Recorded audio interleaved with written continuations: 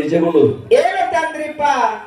ಕಾಯ ಹಿಡಿದ ಆತ್ಮರಾಶಿಗೆ ಪರತರ ಮುಕ್ತಿಗುಪಾಗಿದು ಶಿವಮಂತ್ರ ಅಂತಕ್ಕಂಥ ಮಾತಾಡಿದೆ. ಹೇಳ್ತಾರಿಪ್ಪ. ಶರೀರವನ್ನು ತೆಗೆದುಕೊಂಡು ಬಂದಿರತಕ್ಕಂತ ಪ್ರತಿಯೊಂದು ಜೀವಿಗೆ ಹಾಗೆ ಮುಕ್ತಿಗೆ ಹೋಗ್ಲಿಕ್ಕೆ ಮೂಲ ಸಾಧನ ಯಾವುದು ಅಂತ ಕೇಳಿದ್ರೆ ಯಾವ್ದ್ರಿಪ್ಪ? ಶಿವಮಂತ್ರ. ಹೌದೌದಿಪ್ಪ. ಅದಕ್ಕೆ ಕಲಿಯುಗದಾಗ ಅತ್ಯಂತ ಸುಲಭವಾದ ಸಾಧನ ಹೇಳ್ಯಾರ. ಯಾವ್ದ್ರಿಪ್ಪ ಅದು? ಕರ್ತಾಯುಗದಾಗ ಅವಿಷ್ಯ ಬಾಳಿತ್ತು. ಕರ್ತಾಯುಗದಾಗ ಅವಿಷ್ಯ ಬಾಳಿತ್ತು. ನೀ ಯಜ್ಞ ಯಾಗಾದಿಗಳು ಮಾಡ್ಲಿಕ್ಕೆ ಬರ್ತಿತ್ತು. ದ್ವಾಪಾರಿಗದೊಳಗೆ ಅವಿಷ್ಯ ಇತ್ತು. ಜಪ ತಪಗಳನ್ನ ಮಾಡ್ಲಿಕ್ಕೆ ನಿನಗೆ ಸಾಧ್ಯ ಇತ್ತು. ಈ ಕಲಿಯುಗದೊಳಗ ಏನಾಗಿದ್ರಿಪ್ಪ? ಅವಿಷ್ಯ ಇಲ್ಲ. ಅವಿಷ್ಯ ಇಲ್ಲ.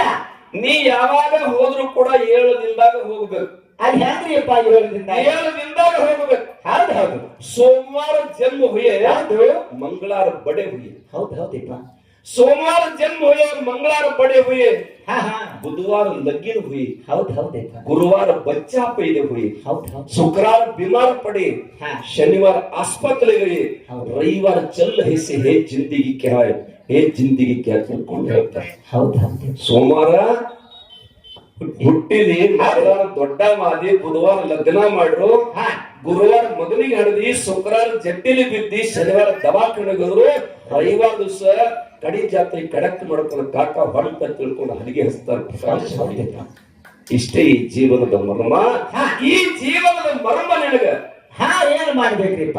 ಅದ್ರ ತಿರುಳು ನಿನಗೆ ಗೊತ್ತಾಗಬೇಕಾಗಿತ್ತಲ್ಲ. ಆಗಿದ್ರ ಇನ್ನಾದರೂ ಹೇಸಬಾರದಿ ಭವಕ್ಕೆ ತಿಳ್ಕೊಂಡು ನಿಸ್ಕೊಂಡು ಬರೀತಾರಿಪ್ಪ. ಒಮ್ಮೆ ಎಲ್ಲದಕ್ಕೂ ಒಲ್ಲಿ ಅನ್ಕೊತ ಬಂದೀವಿ. ಆದ್ರೆ ಭವಕ್ಕೆ ಬರೋದು ಯಾಕೆ ಹೇಸುವಲ್ಲಿ?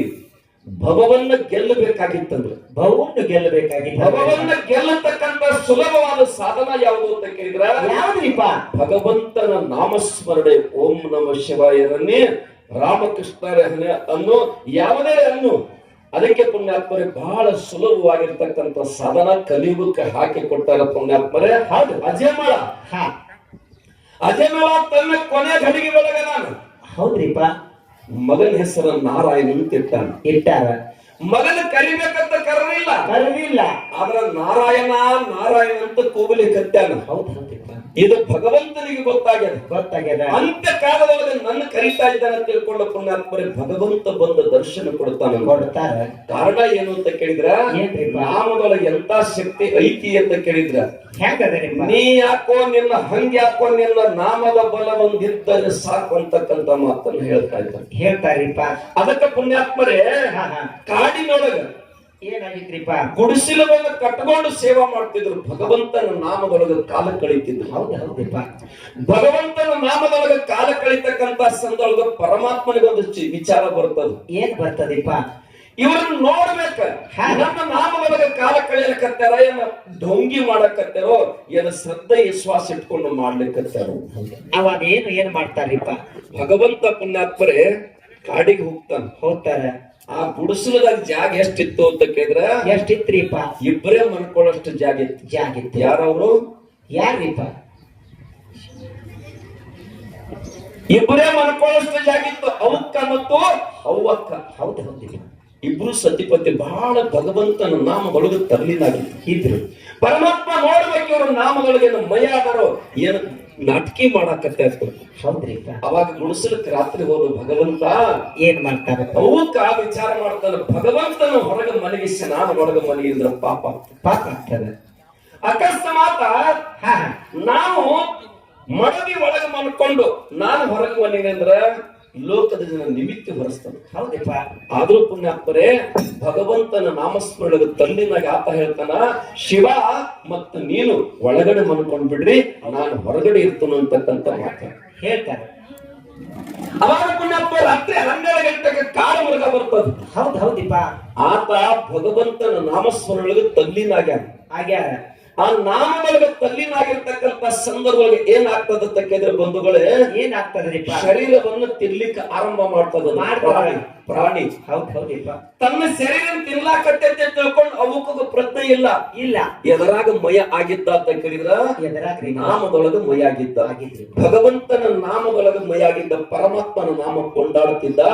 ಒಬ್ಬ ಸಂತ ಬರೀತಾನ, ಏನಂತಂದ್ರಿಪ್ಪ? ಗಾಢ ಪ್ರೀತಿ ಆಕಾಶ ಚೆಂತೆ ಧ್ಯಾಸ ಐತೆಲ್ಲ ಹೌದು ಹೌದು ಹದ್ದ ಆಕಾಶದಾಗ ತಿರುಗ್ತದ ತಿರುಗಿತದ. ಆದ್ರೆ ಹದ್ದಿನ ಲಕ್ಷ ಎಲ್ಲ ಎಲ್ಲಿರ್ತದೆ ಅಂತ ಕೇಳಿದ್ರ ಎಲ್ಲಿರ್ತದೆ? ಒಳಗೆ ತನ್ನ ಮರಗಳ ಮೇಲೆ ಇರ್ತದೆ. ಹೌದು ಹಂಗ ನೀ ಪ್ರಪಂಚ ಇರು, ಹೌದು ಯಾವುದೇ ಕಾಯಕರಾಗಿರು, ಹಾ ಚಾಲ್ತಾ ಬೋಲ್ತಾ ದಂಡ ಕರ್ತ ನಾಮ ಹೆಸರನ್ನ ತಿಳ್ಕೊಂಡು ಹೇಳ್ತಾನೆ. ಅಂದ್ರೆ ನಿನ್ನ ಕಾಯಕದ ತಲ್ಲಿ ನಾವು ಹಾ. ನಿನ್ನ ನಾಮ ಹೆಂಗ ಜೋಡಿಸಬೇಕು ಅಂತ ಕೇಳಿದ್ರ ಉಸಿರಿನೊಳಗ ಪರಮಾತ್ಮನ ನಾಮ ಜೋಡಿಸಿ ಬಿಡು ಅಂತಕ್ಕಂಥ. ಹೌದು ಹೌದೇಪ್ಪ. ಉಸಿರಿನ ಹೌದು ಹೌದು ನೀ ಏನ್ ಕೆಲಸ ಮಾಡುದು ಹೇಳಿದ್ರೆ ಸಾಕಲ್ಲ, ಹಾ. ಬಹಳ ಗದ್ದಲ ಐತ್ರಿ, ನಿಯಮ ನಾಮ ತಗೊಳ್ಳೋದು ವಜ್ಜ ಬಹಳ ಐತಿ ಅಂತ ತಿಳ್ಕೊಂಡು ಹೇಳ್ತಾರ. ನಾಮ ವಜ್ಜಿಲ್ಲ ಪುಣ್ಯಾತ್ಮ ತಿಳ್ಕೊಳ್ತಕ್ಕಂಥ ವ್ಯವಸ್ಥೆ ನಿಮ್ಗೆ ಗೊತ್ತಾಯ್ತಂದ್ರೆ ನಾಮ ಸರಳ ಅದ. ಹೌದು. ಯಾಕೆ ಸರಳ ಅಂತ ಕೇಳಿದ್ರ ಭಗವಂತಿಗೆ ಏನ್ ಬೇಕಾಗೈತೆ ಅಂತ ಕೇಳಿದ್ರ ಏನ್ ಜಳಕ ಮಾಡ್ಬೇಕು, ಈ ಮುಂಚೆ ಹಚ್ಕೋಬೇಕು, ನೇಮ ಅಂತ ಹೇಳಿ ವ್ಯವಸ್ಥೆ ಇಲ್ಲ. ಶುದ್ಧವಾಗಿರ್ತಕ್ಕಂಥ ಭಾವ ಭಗವಂತನಿಗೆ ಕೊಟ್ಟು ಬಿಡು. ಅಲ್ಲೇ ನಾಮ ತಾನೇ ಕೆಲಸ ಮಾಡ್ತದೆ. ನಾಮ ತಾನೇ ಮಾಡ್ತದೆ. ಅದಕ್ಕೆ ಅವಕನ ಶರೀರ ಎಲ್ಲ ತಿಂದು ತುಕುಡಿ ಮಾಡಿತ್ರಿಪ್ಪ. ಪರಮಾತ್ಮನಿಗೆ ಪರಮಾತ್ಮನಿಗೆ ಅನುಸಂಧಾನ ಆಗ್ತದೆ. ಆಗ್ತದ್ರಿಪ್ಪ. ಎಲ್ಲಿ ಬಿಡು ಗೊತ್ತಾಗ್ಬಿಡ ಇಲ್ಲ ನೀ ಮಾತಾಡ್ಬಾರ್ದು, ಕೈ ಮಾಡೋದಿಲ್ಲ, ಪರಮಾತ್ಮ ಅನುಸಂಧಾನ ಆಗ್ತದ. ಹಾಗೆ ಪುಣ್ಯಾತ್ಮರೇ ಘಾತ ಆಯ್ತು ದಗದ ತಿಳ್ಕೊಂಡು ಹೊರಗೆ ಬಂದು ನೋಡ್ತಾರೆ. ಆ ನಾಮಸ್ಮರಣ ತನ್ನ ಶರೀರನ ಎಲ್ಲ ನಾಶ ಹೋಗಿತ್ತು. ಅವಾಗ ಪುಣ್ಯಾತ್ಮರೇ ಅವಕ್ಕನ ಹೆಂಡತಿ ಅವ್ವಕ್ಕ ಮತ್ತು ಪರಮಾತ್ಮ ಬಂದು ನೋಡ್ತಾರ. ತನ್ನ ದಿವ್ಯವಾಗಿರ್ತಕ್ಕಂಥ ಚಕ್ಷುವನ್ನು ತೆರಿತಾನ. ನಾಮದ ಬಲದಿಂದ ಇದ್ದದ್ದು ತುಕ್ಕಡಿ ಶರೀರ ಎಲ್ಲ ಕೂಡಿಸಿ ತನ್ನ ಹಸ್ತವನ್ನು ಎಳಿತಾನ. ಪುಣ್ಯಾತ್ಮರೇ ಹಸ್ತ ಎಳೆದ ದಿವ್ಯ ಶಕ್ತಿಯನ್ನು ಅದಕ್ಕೆ ದಾರಿ ಎಳಿತಾನ. ಮತ್ತೆ ಪುಣ್ಯಾತ್ಮರು ಜೀವಂತ ಆಗ್ತಾರ.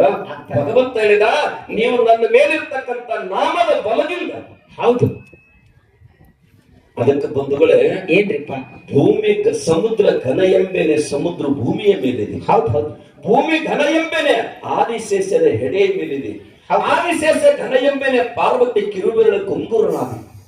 ಪಾರ್ವತಿ ಘನ ಎಂಬೆನೆ ಶಿವನ ತೊಡೆಯ ಮೇಲೆ ಇರ್ತಕ್ಕಂಥದ್ದು. ಹೌದು. ಅವಾಗ ದೇವಿ ಕೇಳಿದಂತ ಪರಮಾತ್ಮನಿಗೆ, ಹೇ ಭಗವಂತ, ಈ ಲೋಕದೊಳಗೆ ನೀ ದೊಡ್ಡವ, ನಾ ದೊಡ್ಡಕಿ. ಅವಾಗ ಏನ್ ಹೇಳ್ತಾರ ಭಗವಂತ? ದೇವಿ ಅಂತಾಳ. ದೇವಿ ಪರಮಾತ್ಮ ಹೇಳ್ತಾರ, ದೇವಿ ನೀನು ದೊಡ್ಡಕ್ಕೆಲ್ಲ, ನಾನು ದೊಡ್ಡಕ್ಕೆಲ್ಲ. ಮತ್ತೆ ಲೋಕದೊಳಗೆ ಹೌದು ನನ್ನ ನಾಮವನ್ನು ಯಾರು ತೆಗೆದುಕೊಂಡ ನಮ್ಮನ್ನು ಕೈ ತಕ್ಕ ಕುಣಿಸ್ತಾರ, ಆ ನಾಮದೊಳಗೆ ಮಯ ಆಗಿರ್ತಕ್ಕಂಥ ಭಕ್ತರು ಶ್ರೇಷ್ಠ ಅಂತಕ್ಕಂಥ ಮಾತು ಬರೀತಾರೆ. ಅದಕ್ಕೆ ಏನ್ ಹೇಳಿದ್ರು, ನೀ ಯಾಕೋ ನಿನ್ನ ಹಂಗ್ಯಾಕೋ ನಿನ್ನ ನಾಮದ ಬಲ ಬಂದಿದ್ದರೆ ಸಾಕಂತ. ಹಾಗೆ ಇತಿಹಾಸ ಕೇಳ್ಕೊಂಡು ಬಂದಿರಿ. ರಾಮ ಅಂತಕ್ಕಂಥ ಹೆಸರಿನಿಂದ ಕಲ್ಲು ತೇಳ್ತಿದ್ದ ಪುಣ್ಯ. ಕಲ್ಲು ತೇಳ್ತಿತ್ತು. ಅದಕ್ಕೆ ಜಗತ್ತಿನಾಗ ಪುಣ್ಯಾತ್ಮರೇ ಅರಿತಾಗಲಿ ಮರಿತಾಗಲಿ ಒಮ್ಮೆ ಶಿವನಾಮವನ್ನು ಉಸಿರಿಸಿದರೆ ಆ ಸ್ವರ್ಗ ಬತ್ತಿ ಬೀಳ್ತದೆ ಅಂತ ಹೇಳ್ಕೊಂಡು ಬಂದ. ಅದಕ್ಕೆ ಬಲ್ಲವರು ಬರೀತಾರೆ, ಶಿವ ಶಿವ ಅಂದಲ್ಲಿ ಏನೈತಿ, ಶಿವನಾಮದಲ್ಲಿ ಬಹುಮಾನ ಐತಿ. ಮೂಜಗದ ಜನರೆಲ್ಲವನ್ನ ಪುಣ್ಯಾತ್ಮರಿ ಭವವನ್ನ ಗೆಲ್ಲಬೇಕಾಗಿತ್ತಂದ್ರ, ಮೋಕ್ಷ ಮಂದಿರದ ಕದ ನಿಮಗ ಹೊಂದಬೇಕಾಗಿತ್ತಂದ್ರ, ಒಂದು ಮನೆ ಕೇಳಿ ನಿಮಗೆ ತೆರಿಬೇಕಾಗಿತ್ತಂದ್ರ ಶಿವ ಶಿವ ಅನ್ನಿರು, ಶಿವ ಶಿವ ಅನ್ನಿರು ಅಂತಕ್ಕಂಥ ಮಾತನ್ನ ಪರಮಜ್ಞಾನಿಗಳು ಹೇಳ್ಕೊಂಡು ಬಂದಿರ್ತಾರೆ. ಅದಕ್ಕೆ ಮನುಷ್ಯನಿಗೆ ಮುಖ್ಯವಾಗಿರ್ತಕ್ಕಂಥದ್ದು ಯಾವುದು ಅಂತ ಕೇಳಿದ್ರೆ ನೇಮ ನಾಮ ಕದನ ನಡೆದದಿ. ಅದರೊಳಗ ಪುಣ್ಯಾತ್ಮರೇ ನಾಮದಿಂದ ಏನೆಲ್ಲ ಗೆಲ್ಲಿಕ್ಕೆ ಸಾಧ್ಯದ ಅಂತಕ್ಕಂಥದನ್ನ ನಾವು ಹೇಳ್ಕೊಟ್ಕೊಂತ ಇದ್ದೀವಿ. ಅದಕ್ಕೆ ನೇಮ ಯಾವ ರೀತಿ ಅಂತಕ್ಕಂಥ ಆ ಕಲಾವಿದರು ಕೂಡ ಮತ್ತೆ ನಿಮ್ಗೆ ಪ್ರಸ್ತಾವನೆ ಮಾಡ್ತಾರೆ. ಹೌದು ಹೌದು.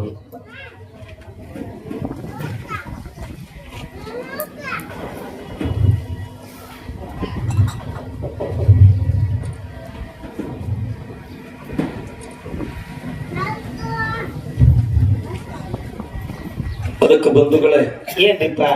ಜ್ಞಾನ ಬಹಳ ಸುಂದರವಾದಂತ ಮಾತು ಹೇಳ್ತಾರೆ. ಏನ್ ಹೇಳ್ತಾರಿಪ್ಪ? ಹರಿಮುಖೆ ಮನ ಪುಣ್ಯಾಚಗಣನೆ ಕೋನಕರಿ ಅಂತಕ್ಕಂಥ ಮಾತು. ಅಂದ್ರೇನಪ್ಪ? ಭಗವಂತನ ನಾಮವನ್ನು ಎಡಬಿಡದೆ ಉಸಿರಿನೊಳಗೆ ಬೆರೆಸಿ ಬಿಟ್ಟಿ ಅಂದ್ರ ಈ ಲೋಕದೊಳಗೆ ನೀವು ಧನ್ಯನಾಗ್ತಿ. ಯಾಕಂದ್ರೆ ರೋಮೇಶ್ ಋಷಿ ರಸ್ತು ಪಾತಾಳ ಕೂತ್ಕೊಂಡಾರ. 12 ವರ್ಷಕ್ಕೊಮ್ಮೆ ಕಣ್ಣು ತೆರಿತಿದ್ರು. 12 ವರ್ಷಕ್ಕೊಮ್ಮೆ ಕಣ್ಣು ತೆರಿತಕ್ಕಂತ ಸಂದರ್ಭದೊಳಗೆ ನಾರದರು ಆತನ ಭಕ್ತಿಯನ್ನು ಕೆಡಿಸುವ ಬರ್ತಾರೆ. ನಾರದ ಭಕ್ತಿ ಕೆಡಿಸಲಿಕ್ಕೆ ಬಂದಾಗ ಹಾಡಿದ ಕುಣಿದ ಹೋರಾಡದ ಏನೆಲ್ಲ ಮಾಡಿದ ಅವಾಗ ಆ ಭಗವಂತನ ನಾಮದೊಳಗ ಮಯ ಆಗಿರ್ತಕ್ಕಂಥ ವ್ಯಕ್ತಿ ಹೊರಗೆ ಬರಲಿಲ್ಲ. ಬರಲಿಲ್ಲ. ನಾರಾದ ಕುಣದ ಸೋತ ಕೊನೆಗೆ ವಾಪಸ್ ಹೋಗ್ತಕ್ಕಂಥ ಮುಂದೆ ಪುಣ್ಯಾತ್ಮರೇ ಅವನೇ ಪುಣ್ಯಾತ್ಮ ಓಂ ಋಷಿ ಆಗ್ತಕ್ಕಂಥ ಸಂದರ್ಭ ಬರ್ತದ.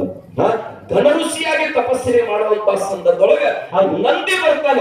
ಇವನ ಭಕ್ತಿಯನ್ನ ಕೆಡಿಸ್ಬೇಕು, ಇವನ ನಾಮದಿಂದ ಹೊರಗೆ ಬರ್ಬೇಕಂತಕ್ಕಂಥ ಮಾತನ್ನು ಅವಾಗ ಮಹಾನುಭಾವರೇ ನಂದಿ ನಾರದನಿಂದ ತಿಳ್ಕೊಂಡ ಘನ ಋಷಿ ಭಗವಂತನ ನಾಮದೊಳಗೆ ತಲ್ಲೀನಾಗಿ ಬಿಟ್ಟಾನ. ತನ್ನನ್ನು ತಾನು ಮರ್ತಾನ, ಪರಮಾತ್ಮನಿಗೆ ಸಮರ್ಪಣೆ ಮಾಡ್ಯಾನ. ನಾರದ ಎಲ್ಲ ಹೇಳಿದಾಗ ಘನಋಷಿ ಪರೀಕ್ಷೆಯನ್ನ ಮಾಡಬೇಕಂತ ತಿಳ್ಕೊಂಡು ನಂದಿ ಬರ್ತಾರೆ. ನಂದಿ ಬರ್ತಕ್ಕಂತ ಒಂದು ಕುಟಿಲ ಬುದ್ಧಿಯನ್ನು ಅರಿತು ಆ ಋಷಿ ಏನ್ ಮಾಡ್ತಾನೆ, ತನ್ನ ಜಡೆಯೆಲ್ಲ ಸುತ್ತ ಹಾಸಿ ಬಿಡುತ್ತಾನೆ. ಜಡೆ ಮೇಲೆ ಕಾಲಿಟ್ಟ ನಂದಿ ತನ್ನೆಲ್ಲ ಪ್ರಯತ್ನ ಮಾಡ್ತಾನೆ. ಆದರೂ ಕೂಡ ಘನಋಷಿ ಪರಮಾತ್ಮನ ನಾಮದೊಳಗೆ ಏನು ತಲ್ಲೀನಾಗಿದ್ದ, ಆತ ಹೊರಗೆ ಬರಲಿಲ್ಲ ಅಂತಕ್ಕಂಥ ಮಾತು ಹೇಳ್ತಾರೆ. ಅದಕ್ಕೆ ಈ ಜಗತ್ತಿನೊಳಗ ನಾಮ ಪುಣ್ಯಾತ್ಮರೇ ಪರಮಾತ್ಮನ ನಾಮ ಬಹಳ ಮುಖ್ಯವಾಗಿರ್ತಕ್ಕಂಥ ಸಕಲರಿಗೂ ಒಂದು ಭೂಷಣವಾಗ್ತಕ್ಕಂಥದ್ದು. ಆಭರಣ ಎಂತಾದ್ರೂ ಧರಿಸ್ಕೋಬೇಕಾಗಿತ್ತು, ನಾಮದ ಆಭರಣ ಧರಿಸಬೇಕಾಗಿತ್ತು. ಅದಕ್ಕೆ ಪುಣ್ಯಾತ್ಮರೇ ಭವಗೆಲ್ಲಕ್ಕ ನಿನ್ನ ನಾಮ ಒಂದೇ ಸಾಕು ಅಂತಕ್ಕಂಥ ಮಾತು ಹೇಳ್ತಾರೆ. ಕೇಳ